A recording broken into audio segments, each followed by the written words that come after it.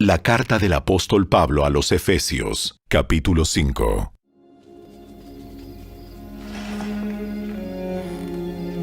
Por lo tanto, imiten a Dios en todo lo que hagan, porque ustedes son sus hijos queridos. Vivan una vida llena de amor, siguiendo el ejemplo de Cristo. Él nos amó y se ofreció a sí mismo como sacrificio por nosotros, como aroma agradable a Dios. Que no haya ninguna inmoralidad sexual, impureza ni avaricia entre ustedes. Tales pecados no tienen lugar en el pueblo de Dios. Los cuentos obscenos, las conversaciones necias y los chistes groseros no son para ustedes. En cambio, que haya una actitud de agradecimiento a Dios. Pueden estar seguros de que ninguna persona inmoral, impura o avara heredará el reino de Cristo y de Dios, pues el avaro es un idólatra que adora las cosas de este mundo. No se dejen engañar por los que tratan de justificar esos pecados, porque el enojo de Dios caerá sobre todos los que lo desobedecen. No participen en las cosas que hace esa gente, pues antes ustedes estaban llenos de oscuridad, pero ahora tienen la luz que proviene del Señor. Por lo tanto, vivan como personas de luz, pues esa luz que está dentro de ustedes produce solo cosas buenas, rectas y verdaderas. Averigüen bien lo que agrada al Señor. No participen en las obras inútiles de la maldad y la oscuridad. Al contrario, sáquenlas a la luz. Es vergonzoso siquiera hablar de las cosas que la gente malvada hace en secreto. No obstante, sus malas intenciones se descubrirán cuando la luz las ilumine, porque la luz hace todo visible. Por eso se dice: despiértate, tú que duermes, levántate de los muertos, y Cristo te dará luz. Así que tengan cuidado de cómo viven. No vivan como necios, sino como sabios. Saquen el mayor provecho de cada oportunidad en estos días malos. No actúen sin pensar. Más bien procuren entender lo que el Señor quiere que hagan. No se emborrachen con vino, porque eso les arruinará la vida. En cambio, sean llenos del Espíritu Santo, cantando salmos e himnos y canciones espirituales entre ustedes y haciendo música al Señor en el corazón. Y den gracias por todo a Dios el Padre, en el nombre de nuestro Señor Jesucristo. Es más, sométanse unos a otros por reverencia a Cristo. Para las esposas, eso significa: sométase cada una a su marido como al Señor, porque el marido es la cabeza de su esposa, como Cristo es cabeza de la iglesia. Él es el Salvador de su cuerpo, que es la iglesia. Así como la iglesia se somete a Cristo, de igual manera la esposa debe someterse en todo a su marido. Para los maridos, eso significa: ame cada uno a su esposa, tal como Cristo amó a la iglesia. Él entregó su vida por ella, a fin de hacerla santa y limpia, al lavarla mediante la purificación de la palabra de Dios. Lo hizo para presentársela a sí mismo como una iglesia gloriosa, sin mancha ni arruga ni ningún otro defecto. Será en cambio santa e intachable.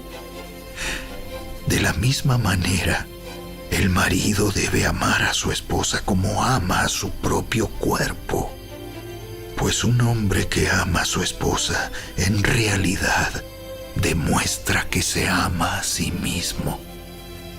Nadie odia su propio cuerpo, sino que lo alimenta y lo cuida, tal como Cristo lo hace por la Iglesia, y nosotros somos miembros de su cuerpo. Como dicen las Escrituras, el hombre deja a su padre y a su madre y se une a su esposa, y los dos se convierten en uno solo. Eso es un gran misterio, pero ilustra la manera en que Cristo y la Iglesia son uno. Por eso les repito, cada hombre debe amar a su esposa como se ama a sí mismo, y la esposa debe respetar a su marido. Efesios capítulo 5. El apóstol Pablo inicia en el versículo 2 diciendo: y andad en amor, como también Cristo nos amó y se entregó a sí mismo por nosotros, ofrenda y sacrificio a Dios en olor fragante. Amados, sé que muchas veces es difícil andar en amor. Muchas veces nos cuesta amarnos a nosotros mismos y sobre todo amar a los que nos rodean. La familia nuestra, la esposa, los hijos, los padres son las primeras personas con quienes explotamos. Tenemos más paciencia algunas veces con personas de afuera y con la familia nuestra chocamos. Cuesta.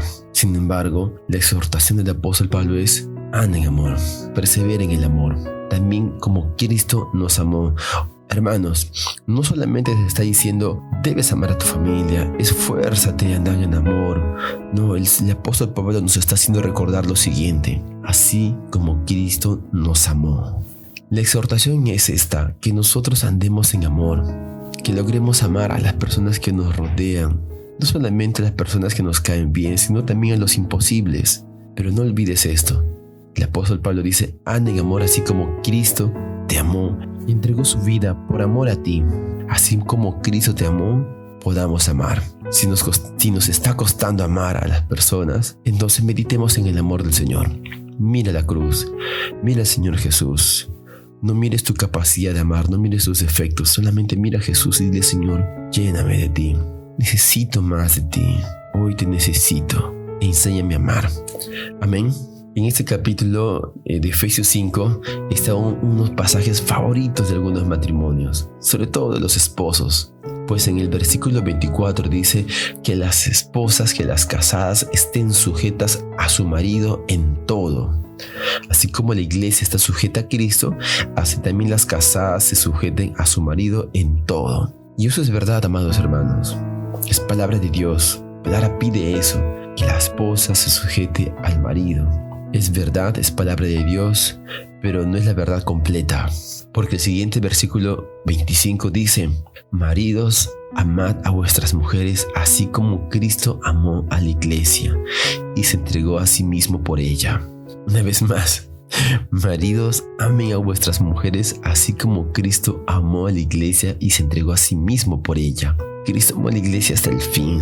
De su vida por la iglesia, por nosotros, hasta la muerte, y muerte de cruz, hermanos. Algunas veces me ha tocado estar con parejas en consejería y en conversaciones donde empieza diciendo: pero oye, la palabra dice que las mujeres deben sujetar a sus esposos. Debes sujetarte a su esposo. Y es donde el marido infla el pecho y dice: ¿ves? El hermano está de acuerdo. La palabra dice lo siguiente. Está en la Biblia.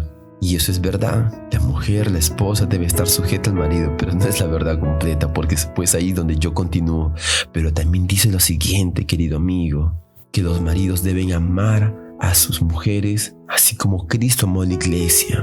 Como Cristo amó a la iglesia, con amor, con pasión. No la destruyó, no la condenó, al contrario, le dijo: ni yo te condeno. La cuidó, la pastoreó.